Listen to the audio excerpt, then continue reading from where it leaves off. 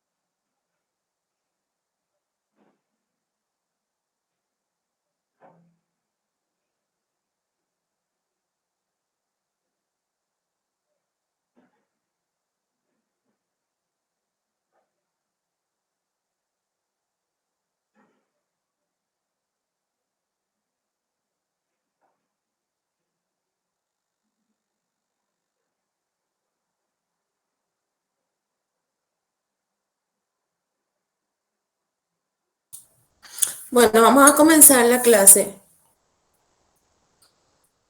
Ok.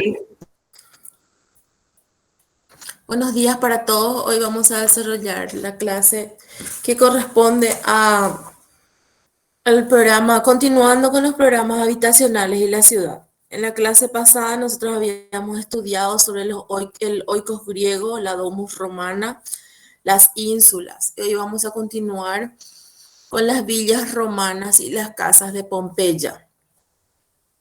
Es importante decirles lo siguiente también, que hoy estamos ya el 4 de octubre y la entrega del trabajo práctico es el 18 de octubre. Es decir, que de hoy en 15 días, de hoy en 2 semanas más, se entrega el trabajo práctico. Es sobre lo que ya habíamos hablado en la clase pasada, sobre la guía del trabajo práctico, que lastimosamente ahora no se puede ver porque el aula virtual está cerrada, pero ya está disponible esa guía de trabajo práctico para ustedes. Entonces, la próxima semana tenemos todavía clase normal, la siguiente también, pero ya es la entrega del trabajo práctico, el 18 de octubre, que sería la última clase y a la vez ese día se entrega el trabajo práctico. Lo que quiero saber es si ustedes van a entregar el trabajo práctico en hora de clase o si quieren tener tiempo hasta la noche de ese 18 de octubre. Pero de la noche no podemos pasar, porque ahí tenemos solamente una semana ya para el parcial y ya una semana para el fin de semestre, una semana más. Entonces tenemos que tener ya tanto el trabajo práctico corregido como la planilla de proceso terminado. Entonces, si el delegado me avisa si va a querer poder tener tiempo hasta la noche para entregar o si directamente cerramos ya durante las horas de clase la entrega de ese trabajo práctico. Bueno, entonces, como nadie me dice nada, siempre voy a asumir que van a querer tener el tiempo máximo, ¿verdad? Bueno, pero Sí, no sé profe. si están entre los alumnos. ¿Sí? Ah, ya. Daniel le salvó al grupo. Sí, profe.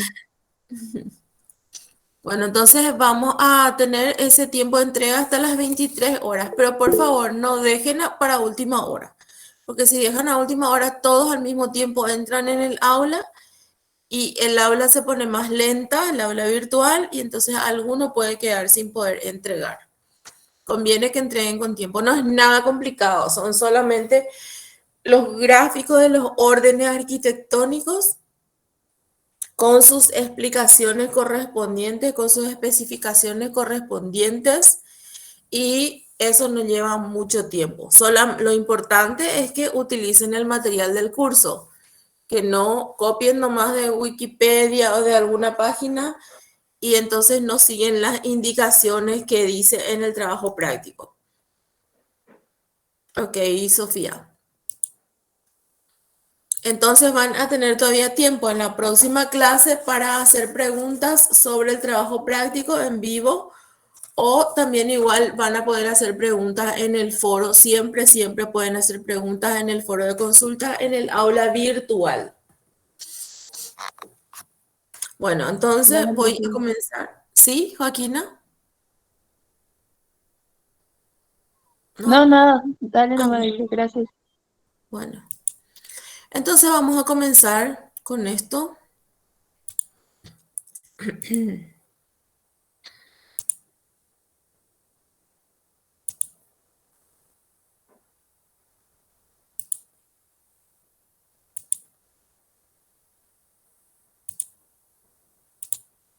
Entonces, continuamos con la arquitectura de Roma y vamos a avanzar en la parte habitacional, en las viviendas, y pasamos a hablar de las villas, que son las villas romanas. La más importante de todas de las que quedan es la villa Adriana en Tívoli.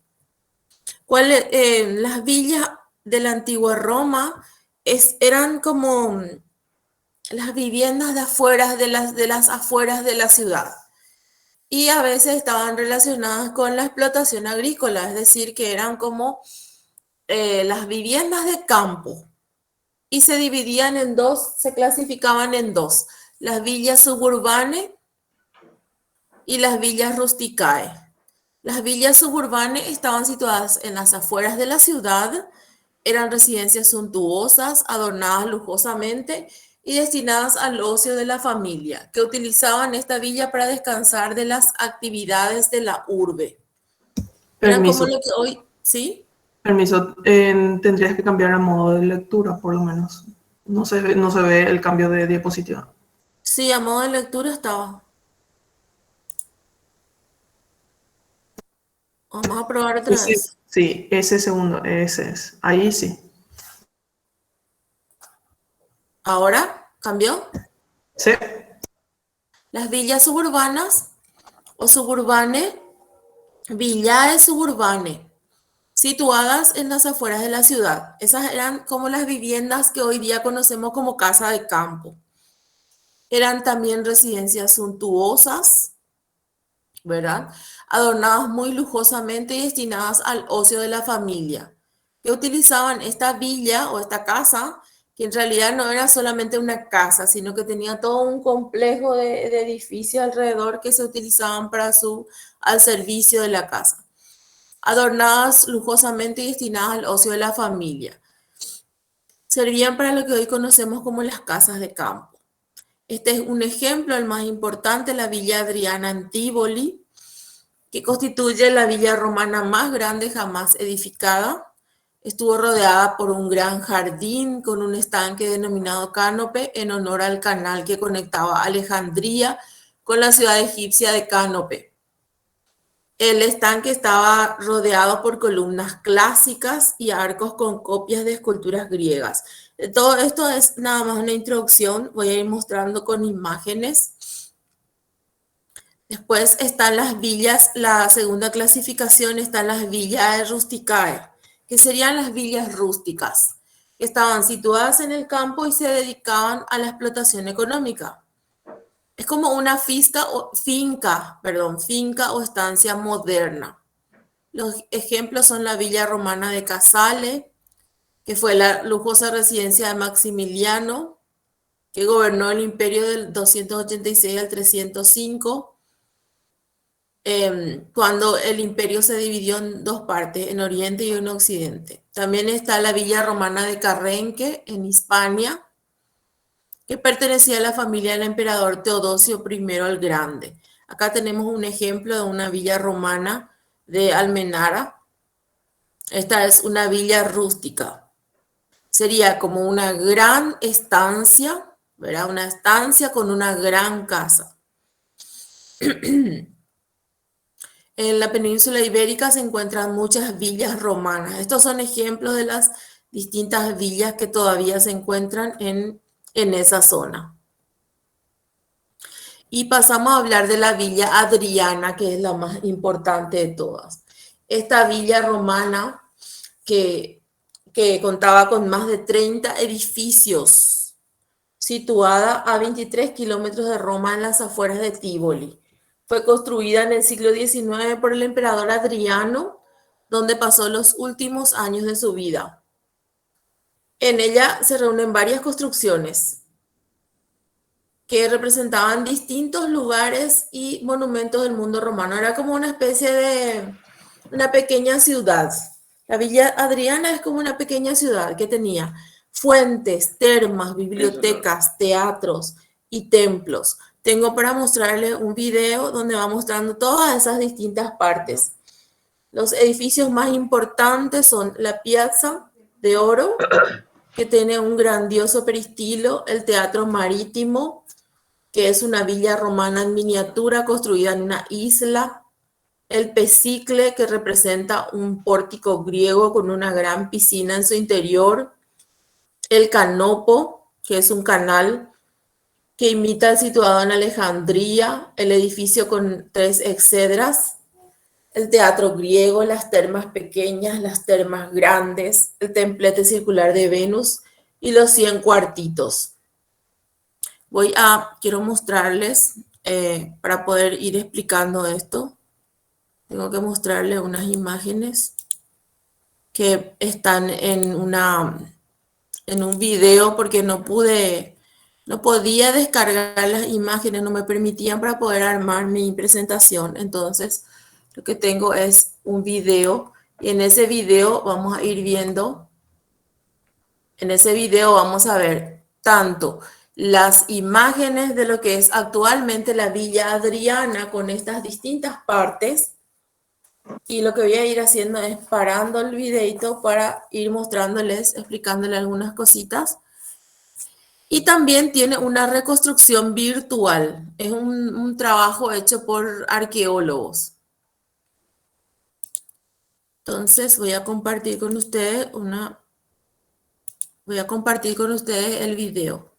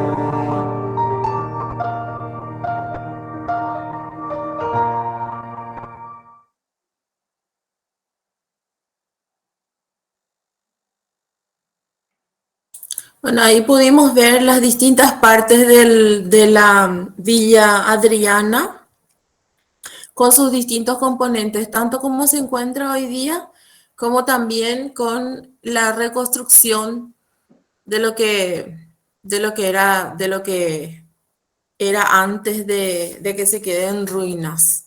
Entonces ahí vimos que tenía hasta un teatro griego. La primera parte que nosotros vimos era el canopo, que era el canal que imita al situado en Alejandría. Bueno, esta villa fue saqueada por los bárbaros y en la Edad Media fue usada como una cantera de materiales de construcción. Inclusive perdió su nombre ya que se le llamaba Vieja Tívoli. Luego en el siglo XV fue reconocida como la villa del emperador Adriano y comenzaron las excavaciones por encargo del Papa Alejandro VI Borgia. Las excavaciones continuaron desde los siglos XVI hasta el XIX. Y bueno, hoy día le pertenece al Reino de Italia después de haber pasado por varios dueños y es considerado un patrimonio universal. Bueno, después quiero hablar también sobre quiero mostrarles algo sobre las casas en Pompeya, ¿verdad? Y un momentito, a ver, ¿qué preguntan? ¿Por qué tenía un teatro griego y no uno romano? Bueno, en verdad, una explicación para eso precisa no tendría porque en verdad hay que recordar que el teatro romano en verdad era una copia del teatro griego, solamente que como ellos no contaban con montañas dentro de la ciudad, construían como edificios exentos. Es decir, no utilizaban la inclinación normal del terreno, la inclinación natural del terreno, sino que levantaban el edificio, lo hacían exento y también le agregaron más partes, le modernizaron un poco más porque ellos tenían una vida urbana más plena, tenían más actividades. Entonces, hay que recordar también que los romanos vivían enamorados del arte griego. Posiblemente por eso es que hicieron un teatro, una copia de un teatro griego ahí, aparte de contar con el terreno, con la inclinación, o sea, con el accidente topográfico que le permitiera. Aparte de eso, es también por el gusto que tenían por el arte clásico griego. Esa es la explicación que le encuentro a que hayan copiado. Aparte que hay que recordar que el teatro romano era un teatro para la ciudad y la villa romana, si bien es como una pequeña ciudad, también se puede decir que es como un paisaje natural. Vieron que tiene también la copia del canal. Entonces así también podrían tener la copia de un teatro griego. Siempre basados en el gusto por el lujo y la monumentalidad que tenían ellos. ¿Está bien, Sofía?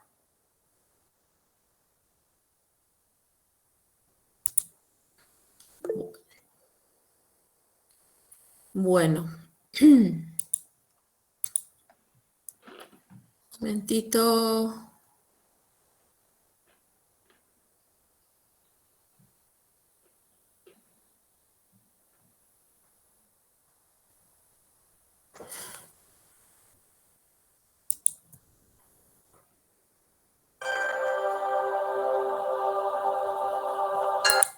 La más grande y lujosa villa del...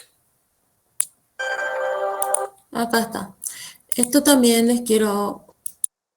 Voy a apagar mi micrófono para que puedan escuchar mejor. Voy a mostrarles algo.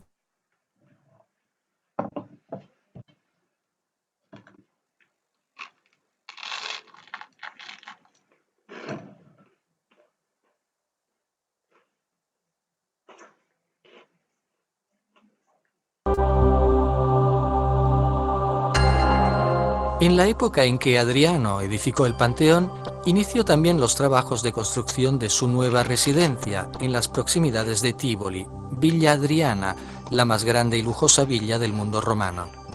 Los 25 edificios que la formaban fueron construidos en 10 años. Estos debían perpetuar el recuerdo de los lugares y monumentos que más habían impresionado al emperador durante sus frecuentes viajes por todos los rincones del imperio.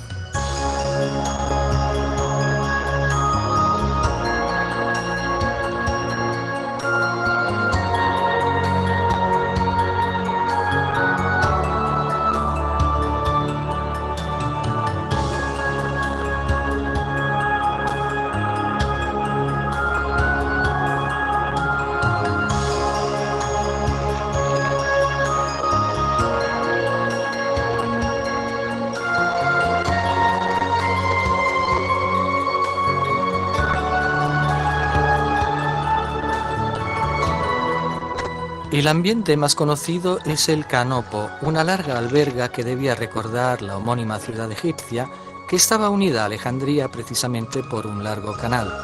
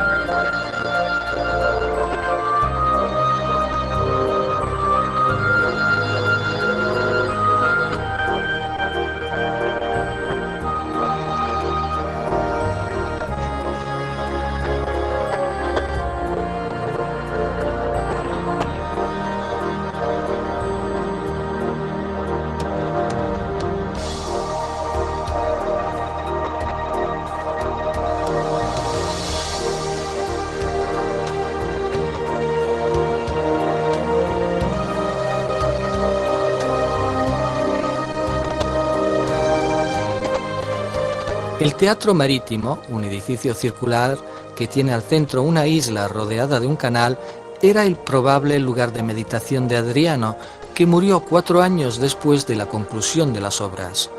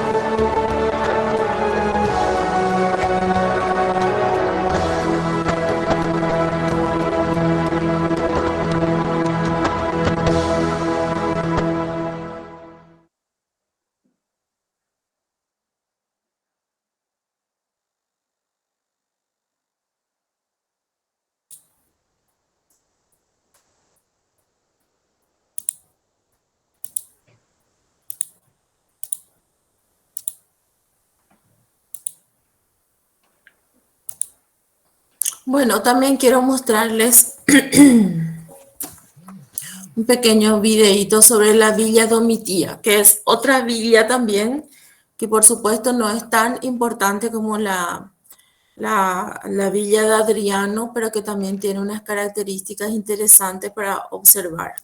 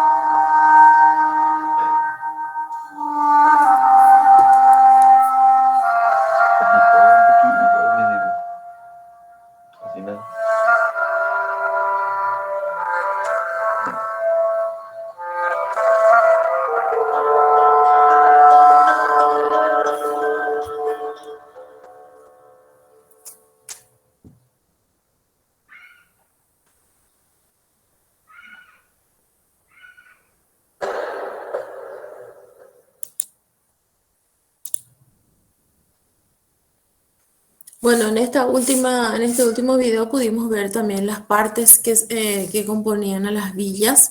Ese es el ejemplo de lo que sería, un ejemplo ideal de lo que sería la villa, mostrando las partes internas mínimas que tenían las villas romanas. Lo que les quiero mostrar ahora es lo que quedó en Pompeya de una vivienda, la casa de Menandro. También, antes de eso, les quiero mostrar algo sobre Pompeya. Un momentito. La de la Fuente Grande y la de la Fuente Pequeña toman su nombre de dos fuentes. Esto es WIT.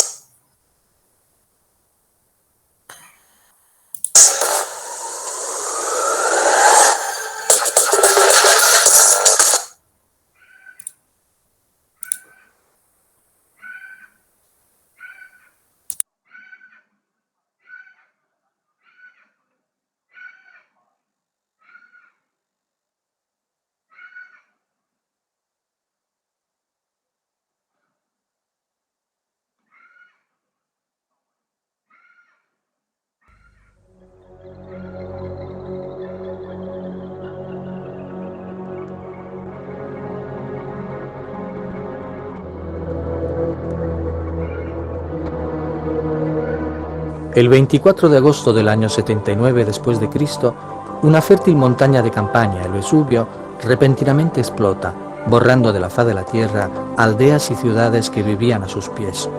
Hoy, una de aquellas ciudades vuelve a la luz para contarnos el esplendor de un mundo que parecía perdido para siempre: Pompeya.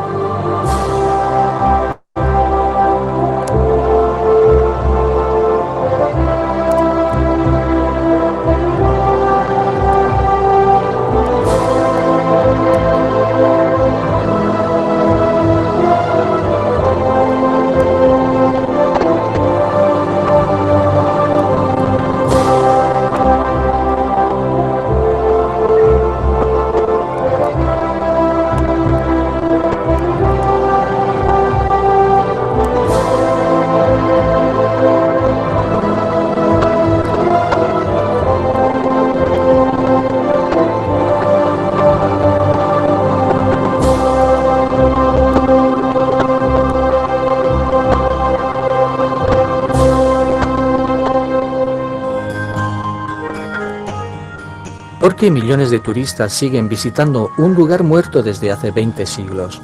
Quizás porque este representa un hito increíble en la historia, en el que dos civilizaciones, miles de años lejanas, pueden acercarse venciendo por una vez el despiadado paso del tiempo.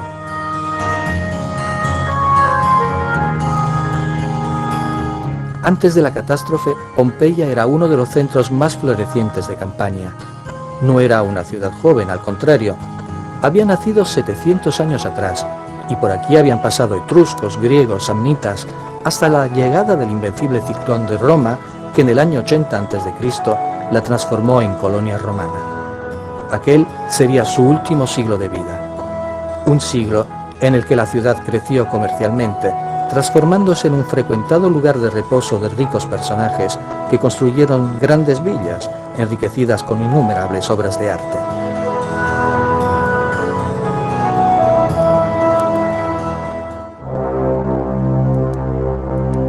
El primer indicio del final llegó en el año 62 después de Cristo, cuando el área del Vesubio fue sacudida por un terrible terremoto que provocó víctimas y destrucción también en Pompeya. El resto es historia sabida. Todavía se estaban realizando las obras de reconstrucción cuando, 17 años después, el Vesubio estalló de improviso, transformando aquel maravilloso golfo en un lúgubre teatro de muerte. Una avalancha inmensa de lava y cenizas cayó como un manto de muerte sobre toda la región, y al final una capa de gases venenosos se extendió sobre personas y cosas, aniquilando toda forma de vida. En menos de 48 horas, una ciudad maravillosa fue borrada de la historia. su recuerdo se esfumó lentamente y solo 17 siglos después la ciudad volvió a la luz gracias a Carlos de Borbón y a grandes arqueólogos que la despertaron de su largo letargo con la restauración más extraordinaria de todos los tiempos. Y con ella retornaron las formas de sus antiguos habitantes, obtenidas gracias a una intuición del gran arqueólogo Giuseppe Fiorelli, que hizo rellenar con yeso líquido las cavidades dejadas por los cuerpos y los objetos descompuestos, obteniendo así unas perfectas esculturas del pasado. Macabros, pero extraordinarios calcos de la historia que nos acompañarán en el descubrimiento de la ciudad y de los misterios que todavía la envuelven. Una de las entradas a las excavaciones es Puerta Marina. Se halla en las antiguas murallas y está formada por dos arcos, uno para peatones y el otro más grande para las carretas que llevaban a la ciudad las mercancías, sobre todo pescado y sal desde el puerto fluvial ubicado en la desembocadura del río Sarno. En las cercanías de Puerta Marina se encuentran las termas suburbanas que se remontan al siglo I después de Cristo. En el vestuario se aprecian varias escenas eróticas. Encontraremos este tipo de pinturas varias veces a lo largo de la visita a la ciudad. Se trata de un repertorio de posiciones amorosas particularmente audaces. Aquí vemos también una secuencia en la que participan dos mujeres, un caso único en la pintura romana. Sin embargo, los sectores masculino y femenino quedaban rigurosamente separados. Más adelante hallamos el Frigidarium, la sala para baños de agua fría, decorada con estucos y paisajes marinos, y como fondo una cascada de agua. Siguen luego el Tepidarium y el Calidarium, la sala de baños calientes, desde la que se apreciaba el panorama por 3 ventanas.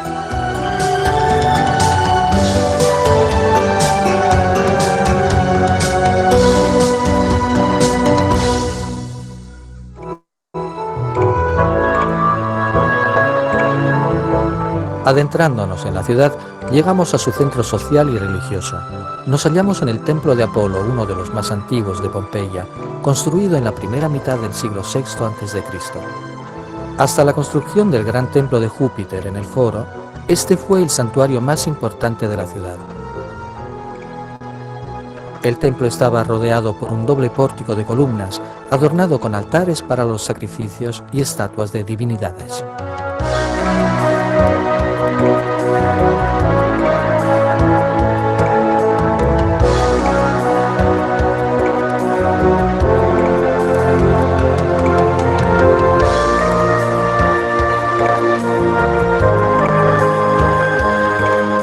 Hoy podemos admirar las copias de una estatua de Apolo y en el lado opuesto de un busto de Diana.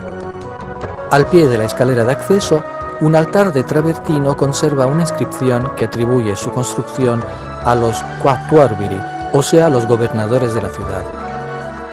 En cambio, sobre una columna se destaca otra dedicatoria que recuerda cómo los gastos de la construcción y del reloj de sol colocado encima de la misma columna corrieron a cargo de los Duoviri, Lucio Sepurnio y Marco Eremio.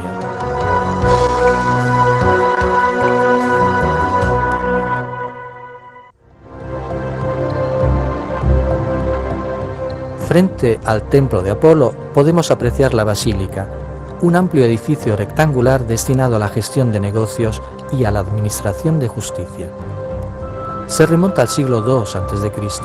y en aquella época era el edificio público más importante de la ciudad.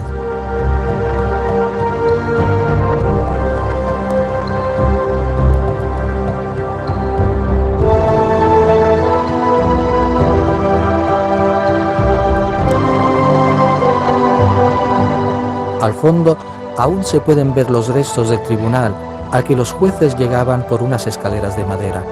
Su altura indicaba una posición de superioridad, pero también servía para proteger a los magistrados de las iras de los condenados, aunque los juicios se desarrollaban según criterios extremadamente modernos para la época, con el fiscal, el defensor, los abogados y una ejemplar tutela de los derechos de los imputados.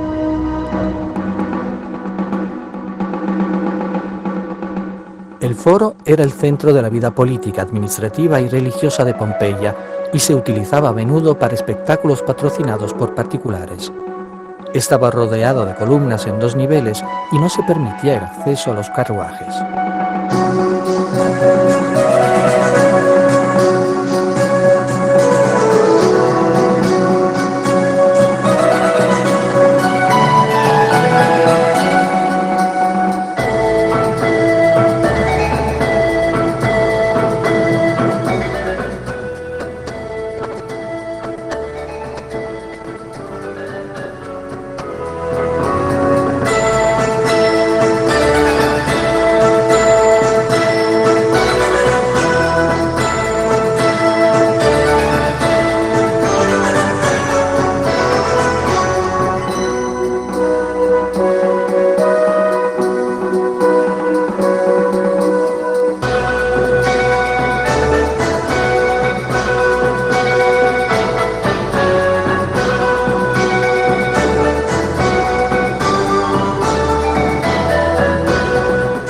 En el fondo se erguía el templo de Júpiter, el principal edificio religioso, construido en el siglo II a.C. En su interior se custodiaba la estatua del dios y en sus subterráneos el tesoro público, el erarium y las ofrendas.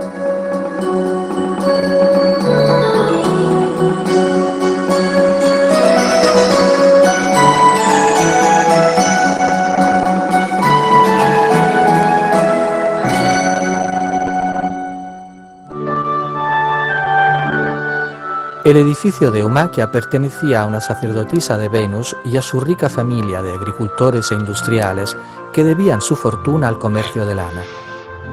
Estaba dividido en 2 plantas y por sus dimensiones era uno de los edificios más espectaculares del foro.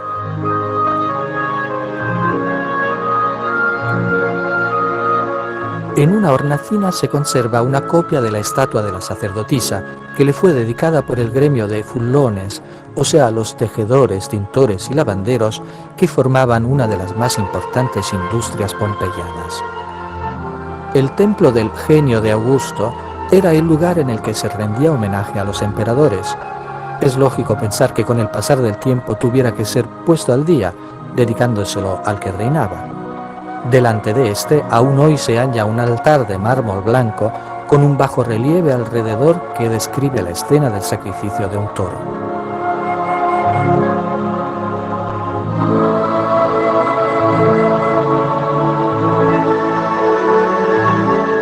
El Macellum era el área que funcionaba como mercado de carne y pescado y estaba rodeado por tiendas. Al centro había, cubierta con una cúpula, una rotonda con 12 columnas y en medio de esta una alberca en la que se hallaron espinas de pescado, restos de frutas y cereales. Se cree que en la fachada se encontraban las oficinas de los cambistas, los argentarii.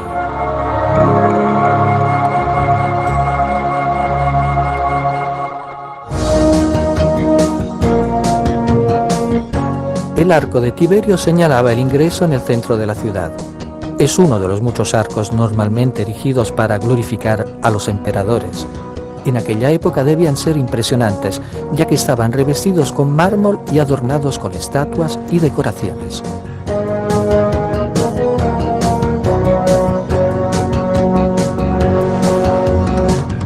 Otro arco interesante lo podemos ver más adelante, al inicio de la Vía de Mercurio. Fue dedicado al emperador Calígula y en aquella época estaba coronado con una grande estatua ecuestre. Al lado del arco de Calígula se aprecian los restos del Templo de la Fortuna Augusta, construido en el periodo de Augusto, sobre un alto podio al que se accedía a través de 2 escalinatas. También este monumento fue edificado por un eminente pompeyano, Marco Tulio.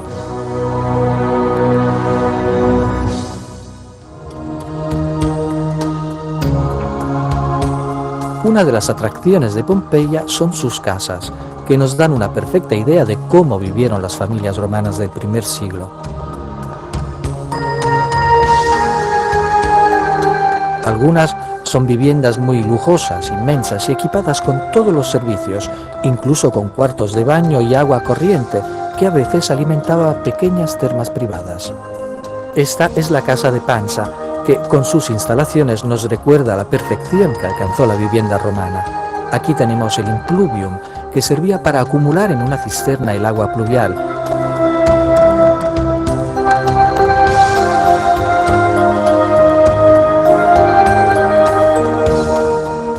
llamado el peristilo, un jardín habitualmente rodeado de columnas, salones y comedores, los triclinios.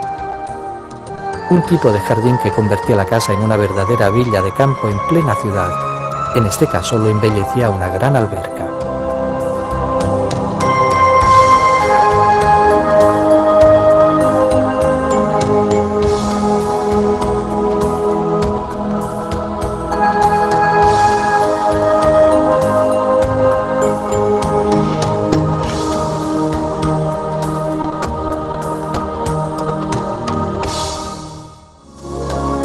Un poco más adelante tenemos la casa del poeta trágico, llamada así gracias a un espléndido mosaico que muestra una escena teatral.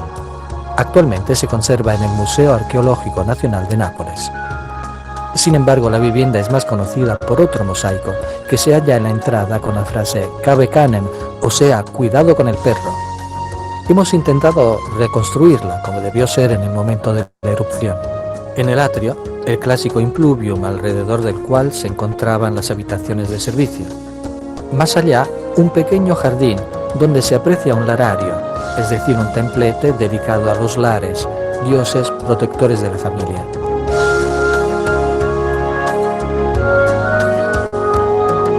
En el triclinium, el comedor, podemos admirar dos frescos, uno Venus con amorcillos y el otro Ariadna abandonada. Otro hermoso fresco se conserva en el Museo Arqueológico de Nápoles y representa el sacrificio de Ifigenia.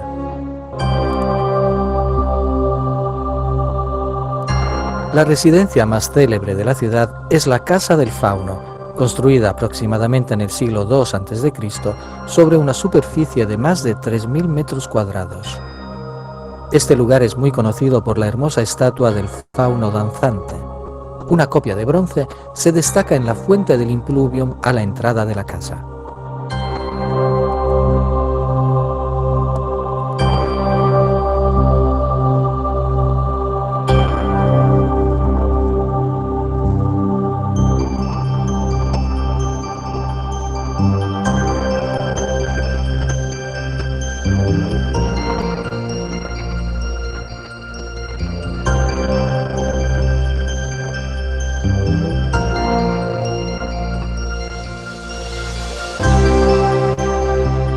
La vivienda estaba adornada con extraordinarias obras de arte, como un célebre mosaico que ocupaba todo el pavimento de una de las salas y que representa una de las batallas, tal vez la de Isso, en la que Alejandro Magno derrotó al rey persa Darío.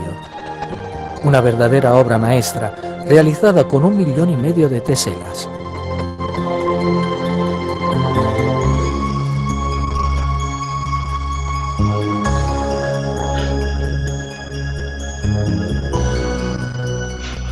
A los preciosos jardines, rodeados por galerías con columnas, se accedía a través de las habitaciones de recibir, todas estas decoradas con extraordinarias obras de arte.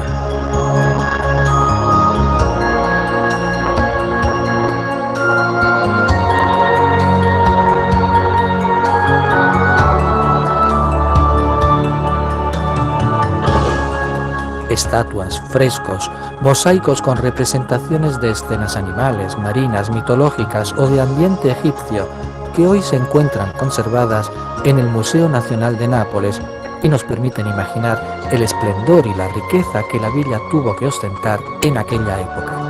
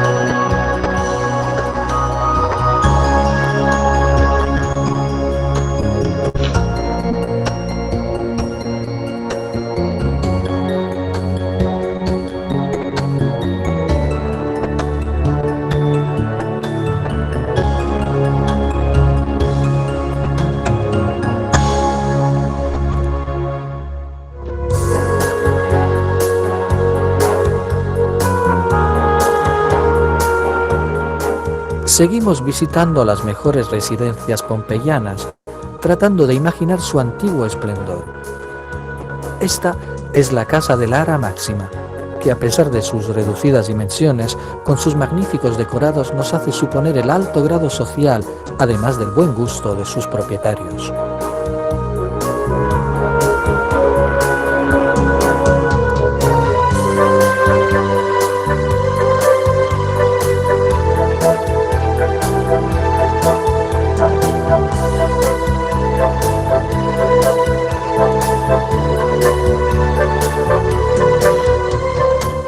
El nombre de Lucrecio Frontón se lee en varios grafitos, dentro y fuera de esta suntuosa residencia que perteneció a un importante político. En la entrada encontramos el clásico impluvium y aún hoy podemos divisar el conducto que servía para almacenar el agua de lluvias en una cisterna. Toda la casa está decorada con maravillosos frescos de escenas mitológicas, realizadas quizás por el único pintor pompeyano que ha dejado su firma en algunas obras de la casa del Orello Tiburtino, Lucio. Y así vemos los amores de Marte y Venus.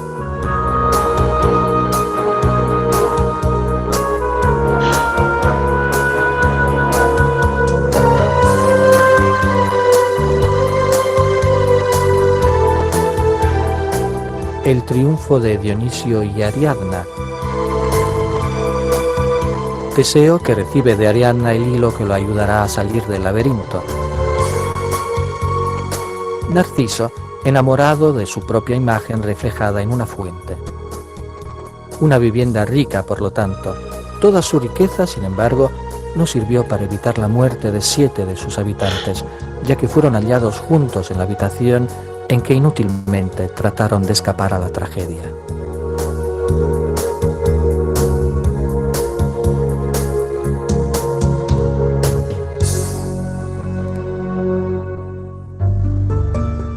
Pasamos luego a la Casa de los Amorcillos Dorados, que debe su nombre a una serie de amorcillos grabados en laminillas de oro que adornaban un ambiente del peristilo. La casa conserva innumerables testimonios artísticos que debieron hacer de ella una de las más hermosas residencias de la ciudad. Los arriates del jardín cobijaban bustos de dioses, relieves con motivos dionisíacos, máscaras suspendidas entre las columnas, esculturas empotradas en las paredes, formando un conjunto que, más que inspirarse en la vida cotidiana, parece representar un mundo artístico provisional e irreal.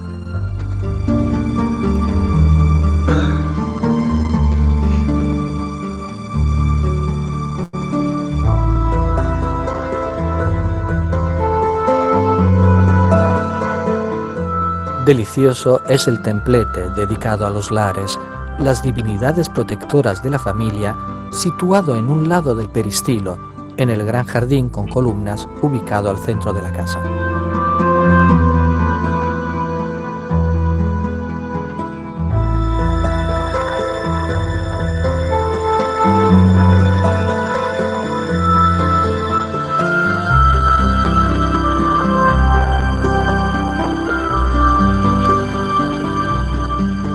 En las cercanías del jardín descubrimos también un sacellum o capella dedicado a la tríada de divinidades egipcias Harpócrates, Isis y Serápides, flanqueados por el dios Anubis con cabeza canina.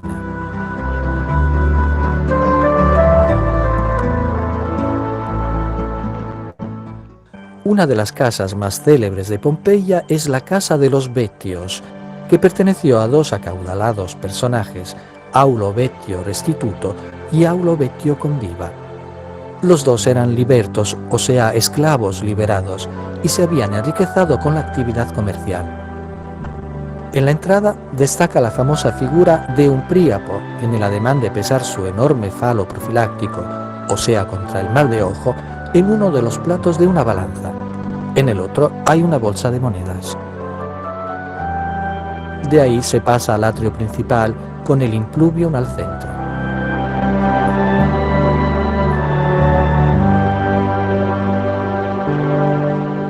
Detrás, luego de una pequeña cocina, descubrimos un cubículum, es decir, un pequeño dormitorio, en el que se encuentra otra estatuilla con un enorme falo agujereado, utilizado como fuente en el jardín, y unos pequeños frescos eróticos.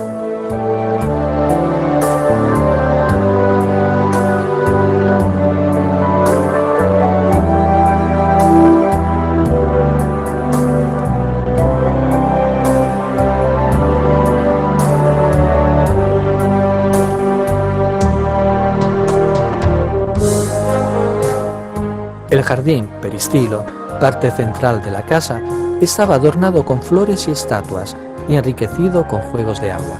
Hay que destacar que el agua, gracias a tuberías de plomo, llegaba a toda la casa.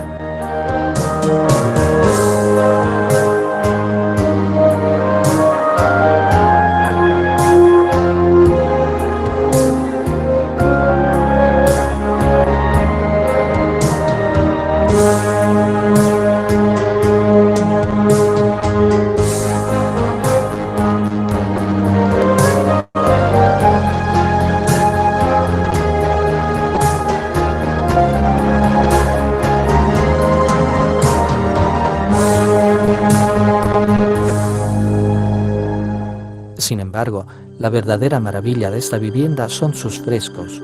Los encontramos en todas partes, sobre todo en dos pequeñas salas de reposo en las que se podía descansar mientras se disfrutaba de la vista del jardín. En la primera, observamos a Hércules niño matando a las serpientes enviadas por Juno, celosa de que su marido Júpiter lo hubiese procreado con otra mujer, Alcmena. En la pared del fondo se encuentra el suplicio de Penteo, rey de Tebas, despedazado por las bacantes por haberse opuesto a la introducción del culto de Dionisio en su ciudad.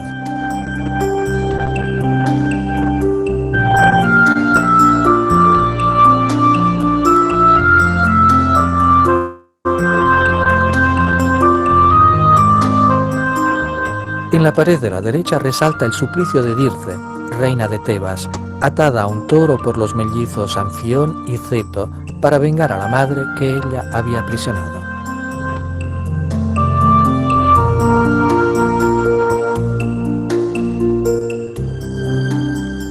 En el segundo cuarto, la pasión de Pásife, en el que apreciamos a Dédalo dorando una vaca de madera a Pásife, mujer del rey Minos de Creta, para que pueda parearse con un toro del que se había enamorado. De esa unión nacerá el Minotauro, un monstruo con cuerpo humano y cabeza taurina. En la pared del fondo, el suplicio de Ixión. Hospedado por Zeus en el Olimpo, Ixión pretendió el amor de Hera. Despreciado por esta, tuvo como amante a una nube que tenía sus rasgos, y de esta unión nacieron los centauros, seres con cuerpo de caballo y rostro humano.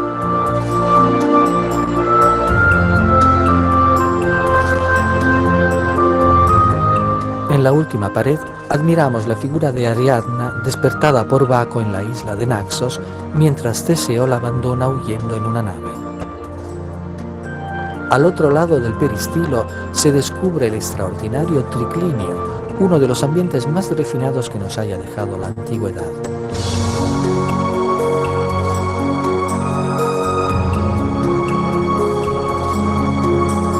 Las paredes están atravesadas por franjas negras en las que se desarrolla el célebre friso de los amorcillos, concentrados en el trabajo y el deporte.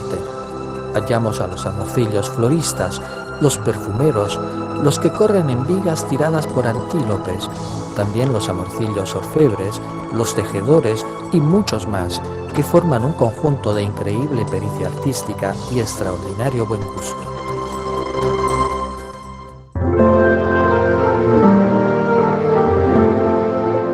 Contigua a la casa de los Betios, la casa del laberinto representa otro buen ejemplo de casa samnítica del siglo II a.C. y viene llamada así debido al mosaico, precisamente de un laberinto, que aquí fue hallado.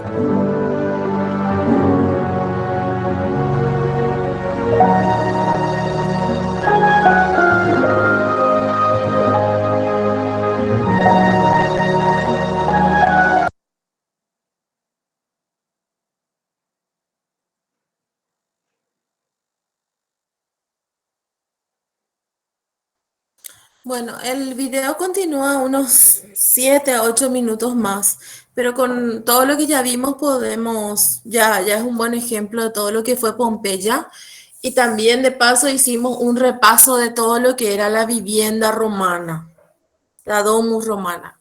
Vieron ustedes que muchos de los elementos que nosotros veíamos en el video estaban presentes en las casas romanas que habíamos estudiado en la clase pasada. Pudieron ver también que el interior de las viviendas estaba todo profusamente decorado, siempre de buen gusto, pero también a la vez queriendo ostentar al máximo posible dentro de las viviendas. Eso debido a la forma de ser que tenía generalmente que tenían los romanos. También vimos que se repetían las partes como el impluvium, el el comedor, ¿verdad? Que rodeaba al peristilo, eh, varias partes, o sea, se repetían las mismas partes de las domus romanas. ¿Alguien quiere hacer alguna pregunta? ¿Alguna consulta?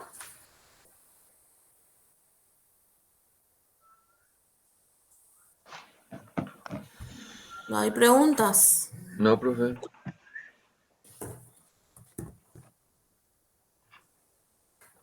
¿Algún comentario que quieran hacer los profes? Esta parte, Lisa, cuando habla sobre las villas, ¿verdad?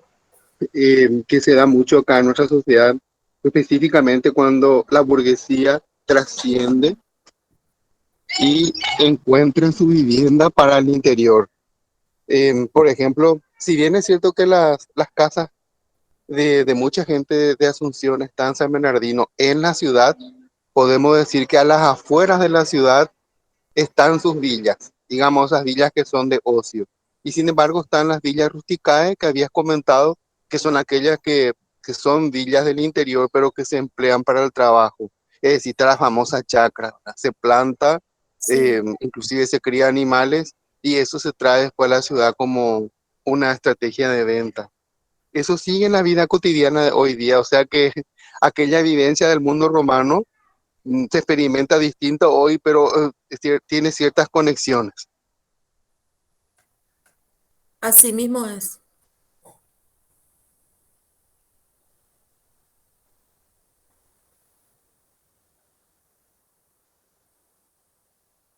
Ellos en verdad disfrutaban más de su vivienda que lo que hoy día nosotros podemos. Prácticamente venimos para dormir, eh, otra vez algunas veces para seguir trabajando, pero ellos sí, como tenían sus esclavos, tenían todo el tiempo para disfrutar al máximo de sus viviendas. Por supuesto que estamos hablando solamente de la clase que estaba acomodada. La clase que no estaba acomodada, que eran precisamente los esclavos, por supuesto que no, ¿verdad? Entonces sus casas estaban más preparadas para el disfrute que las casas que cada vez son más modernas, al menos las casas normales, ¿verdad? Las viviendas normales. Rosana, ¿querés hablar? Carlos, ¿hay algo que comentar? Por mi parte, no.